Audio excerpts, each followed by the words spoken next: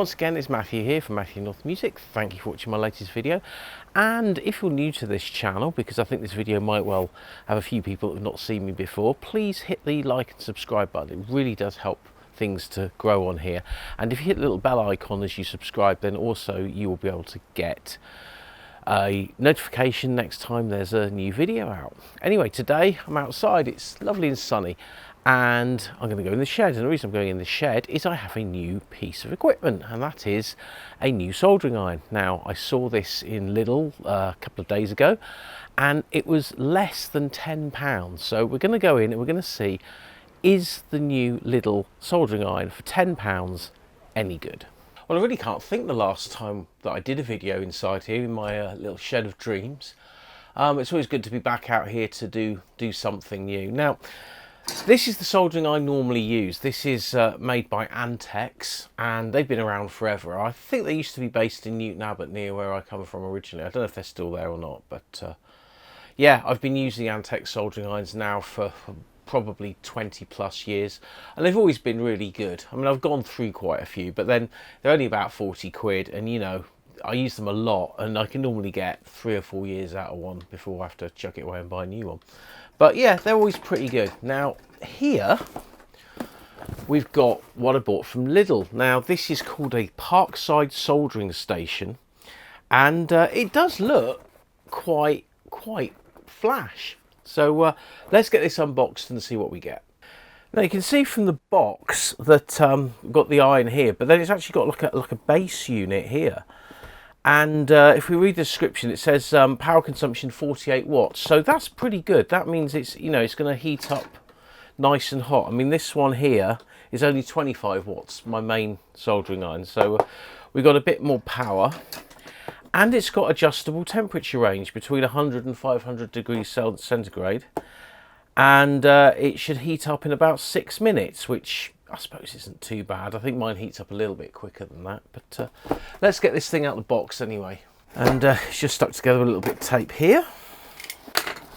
And right, our box is open, and there's our soldering iron.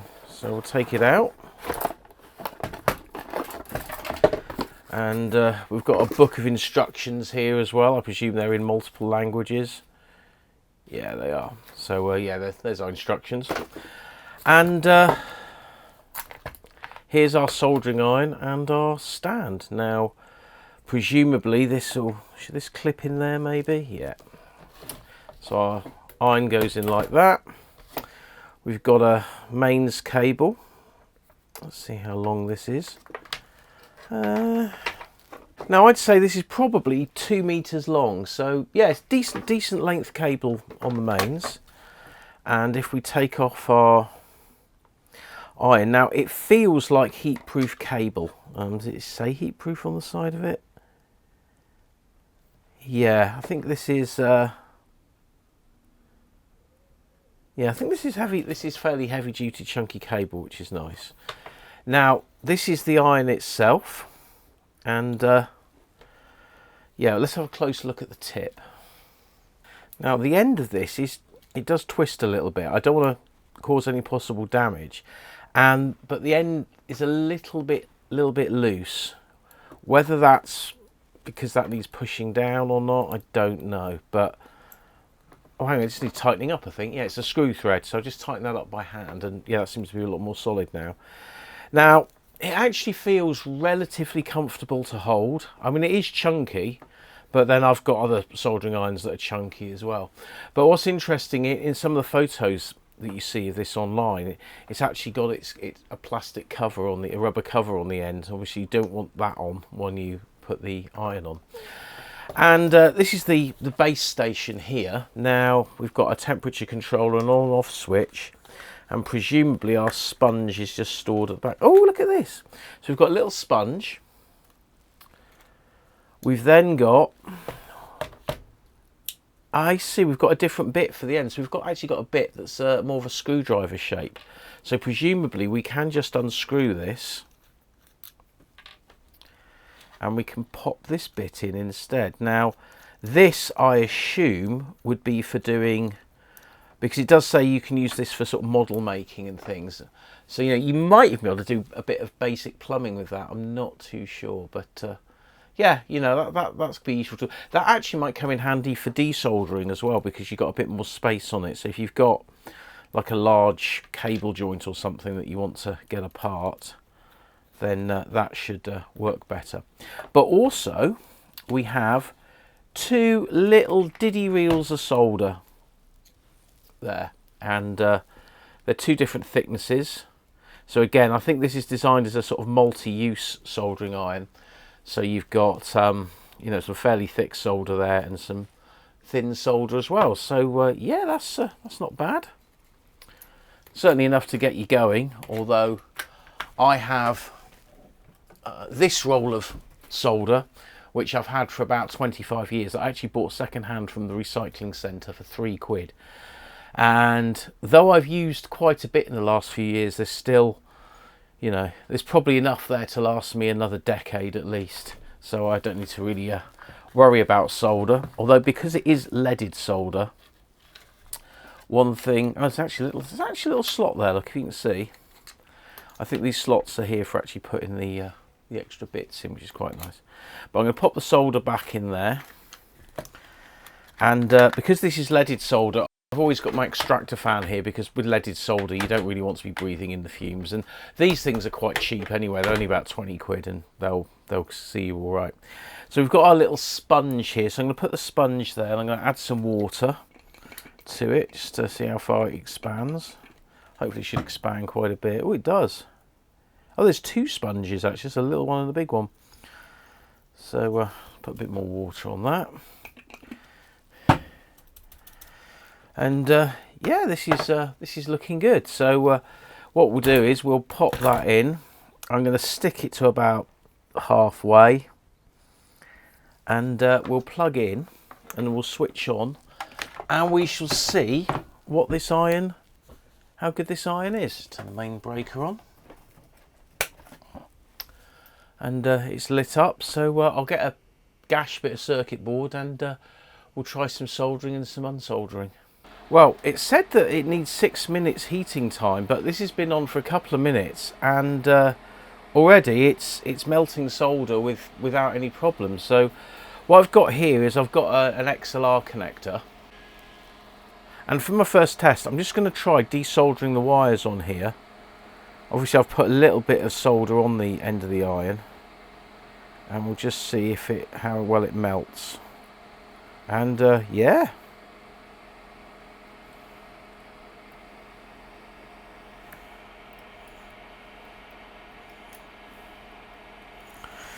Yeah, the earth one there was a little bit harder to do, but I think it was stuck a bit stronger. But if I want to put some fresh solder in, then yeah, with this set at the middle temperature, so we're talking roughly, actually it's a little bit hotter, it's probably roughly about 300 degrees, 350, something like that. That's going in fine. So if I just get the wires that were there, and I just solder them back in,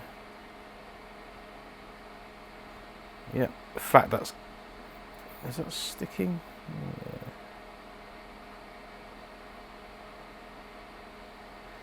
I'm actually going to bring the temperature down, because I think it's actually quite high. So I brought that down a bit. I'm going to pop in this one, just to see if it takes, and yeah, it does. Nice and solid. And the ground wire this side.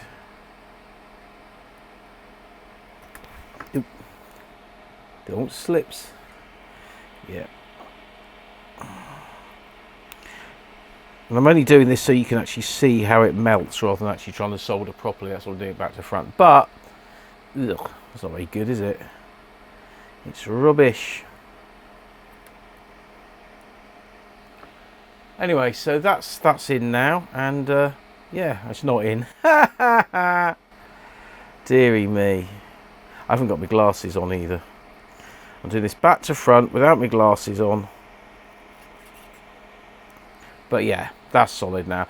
This is basically, this iron gets very hot fairly quickly, and it certainly has no trouble melting normal solder for electrical use. And there's probably the worst soldered XLR plug you're ever likely to see. I've got these PCBs here. These are some third-party ROM boards that are designed for MSX computers, so you can blow your own data onto a ROM and plug it in and it appears like a cartridge. Now, I haven't got any of these sockets left to solder in, so I need to get some of those. But I have got, there's a couple of parts that need to go on here. We've got this capacitor here, a 100 nanofarad capacitor that just goes over the rails, so I'll pop that in. And I've also got a connector here for the jumpers, which I think is 6-way. I think 6, 1, 2, 3, 4, 5, 6. If I cut that off here, 1, 2, 3, 4, 5, 6. Snip that off, and then we can solder these in. So I'll pop that in on the other side like that, and we'll turn him over, and I'm just going to pop that into the vise so it doesn't slip down. It's all very technical, this, you know. I mean, you could stick like a piece of plasticine or something on there. Anything would do, to be honest. Right, we got that in place then, and here's our iron. So let's get this soldered in and see what it looks like. I'm going to push that down a little bit and get the first pin soldered in.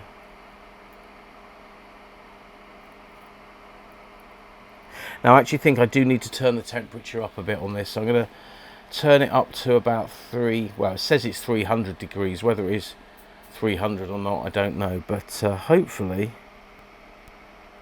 that's, well, it seems to be melting now better. So let's pop that in there.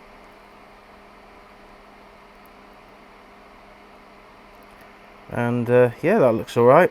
So I'm going to do the other side now.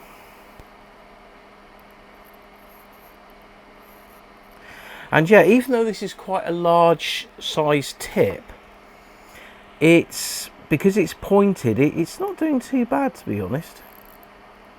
You know, it's not, I wouldn't say it's as good as my Antex, nowhere near, but it's doing the job. Now, I think if they made other tips for this, or there might be some third-party companies making tips for these, it might be that you could get something more like a proper soldering iron bit, and then that way, you know, it would be pretty perfect. But yeah, I've got to say, you know what, it's not bad. That's soldering in quite well. So the last bit I'm going to do now is this capacitor here. And yeah, turning the temperature up definitely helps, because it's flowing much better. And that's the thing, I think, with soldering is, you know, because I just use an ordinary soldering iron, I'm never quite sure what the actual temperature is supposed to be. But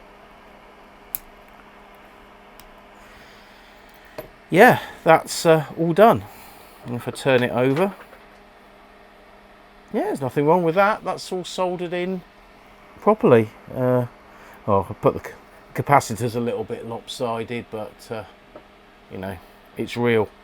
Okay then, so what's my overall view of this? Well, I think in a nutshell, for £10 you can't go wrong. I think this is, it's not a brilliant soldering iron, but it's decent enough.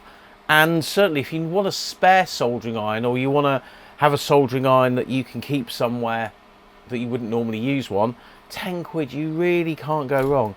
And you know, I like the base. The base has got a bit of weight to it, and you know, it's nice and compact. And yeah, the actual stand is actually decent. I mean, my actual normal stand that I've had for yonks, you know, it's a bit on the flimsy side, but that one actually feels a bit more solid. So yeah, I think it's I think this is decent. Well, I hope you found that video interesting, and if you did, why not share it on social media, because these things are always really good for small little channels like mine to help further our field. And yeah, thanks for watching this video, and I'll catch you on the next one.